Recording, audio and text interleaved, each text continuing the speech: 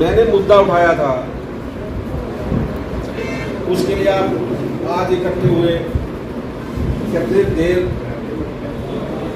देर सही, एक कहावत है ना, देर आए दुरुस्त आए। क्योंकि आज मैंने देखा मेरी रिटायरमेंट के बाद हाई कोर्ट में हमारी कोई पूछ नहीं है, हमारे एडवोकेट कोई पूछ नहीं है, ना हमारा कोई वहाँ वाली बात। कोई भी जज हमारे खिलाफ जो मर्जी आए निर्णय दे देता है। मैंने एक सोचा, अगर यहाँ पर हमारे जज बैठे होंगे, हमारे प्लीडर बैठे होंगे, तो ये जो रोज की परेशानी आती है हमें, ये दूर हो जाएगी।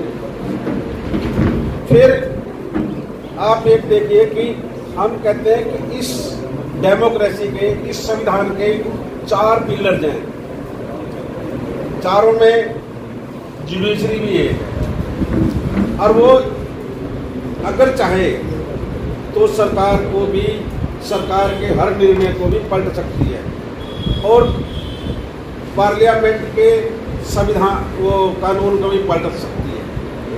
आपने ये, इसमें मेरे को डिटेल में जाने की जरूरत नहीं है, सभी को पता है। मैंने 2016 में ये मुहिम शुरू की। मैंने थ्रू नेशनल कमीशन कंप्लेंट डाली, हरियाणा स्टेट की भी और पंजाब स्टेट की, दोनों से कोर्सपेंडेंस चलती रही। अल्टीमेटली मसला नेशनल कमीशन 2018 में वहाँ चला गया, और उस टाइम जो वहाँ के चेयरमैन थे कथोरिया जी, उन्होंने डायरेक्शन दे दी कि आप ये लागू करो। वहाँ का होम सेक्रेटरी अंडरटेकिंग दे गया 2019 में कि हम 19 में दोबारा एडवर्टाइजमेंट करके, मेरे पास रिपोर्ट है सर, आपको केस का नहीं पता होगा, 2019 में आश्वासन दे गया भाई हम लागू कर देंगे। हम उसके बाद कोविड आ गया, हम बीच में सुस्त हो गए, यानी कि वो एक ब्रेक आ गया बीच में। मेरे को सरकार ने बुलाया था कि आप मॉडल भी जा करके फिक्स कर लो हमारे से क्या क्या कंसेशन है।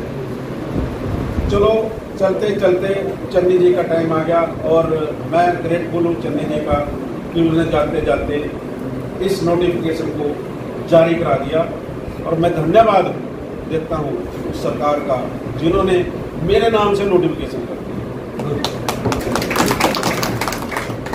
कानून में पहली बार किसी का नाम आएगा कि इस आदमी के कहने से हम ये लॉ अफसरों में रिजर्वेशन लागू कर रहे हैं, और वो भी एससी और ओबीसी की भी, एक का नहीं किया, दोनों पक्षों का किया। अब आगे इम्प्लीमेंटेशन की बात, इन बिटवीन चुनाव हो गए, जो कुछ हुआ चुनाव के बारे में नहीं कहना चाहता कि हमने, हमारे मोस्टली SC ST ने शायद आपको वोट दिया हो, तभी तो इतनी मेजोरिटी में आ गए हो। अब उनकी एक देखो, एक ये कहिए कि मंदबुद्धि का निर्णय था, या डिसीव जिसको हम कहते हैं धोखेबाजी का निर्णय था, जो अनमोल रतन ने एजी लगाया, उसने जो उसको गई थी चिट्ठी की इसको लागू करके फिर एडवर्टाइजमेंट देनी है, और एडवर्टाइजमेंट देनी विदाउट रिजर्वेशन। मैं तुरंत कमीशन में गया, लेटर पढ़ा। ये अप्रैल 21-22 अप्रैल को एडवर्टाइजमेंट हुई।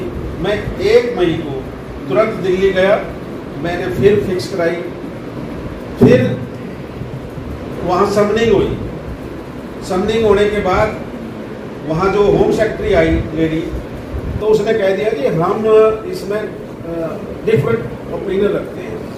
मैंने वहाँ कहा, क्योंकि सारी कोर्सपेंडेंस में आप देखोगे, आप रीड भी निकाल कर देखोगे कि मेरी बहुत बढ़िया प्लीडिंग है उसमें, as a advocate, as a इतनी बढ़िया प्लीडिंग की हुई है मैंने।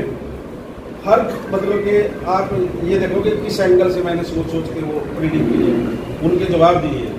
तो अंतिम सरकार ने फैसला किया कि उस नोटिफिकेशन के खिलाफ, मेरी जो नोटिफिकेशन निकली थी मेरे नाम से उसके खिलाफ और अपने ही एक्ट के खिलाफ और अपने ही एश्योरेंस के खिलाफ कोर्ट में जाया जाए।